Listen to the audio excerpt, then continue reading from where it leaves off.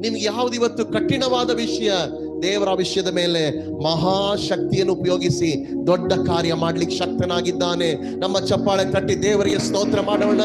ದೇವರೇ, ನೀನು ಮಹಾಶಕ್ತಿಯಿಂದಲೂ ನಿನ್ನ ಭುಜಬಲದಿಂದಲೂ ಇಸ್ರಾಯೇಲ್ ಜನರನ್ನು ಬಿಡಿಸಿದ ದೇವರು. ನಿಮಗೆ ಗೊತ್ತಾ, ಇಸ್ರಾಯೇಲ್ ಜನರನ್ನು ಐಗುಪ್ತದಲ್ಲಿ ಗುಲಾಮರಾಗಿದ್ರು. ಅವ್ರನ್ನ ದೇವರು ಹೇಗೆ ಬಿಡಿಸ್ಕೊಂಡು ಬಂದ್ರು?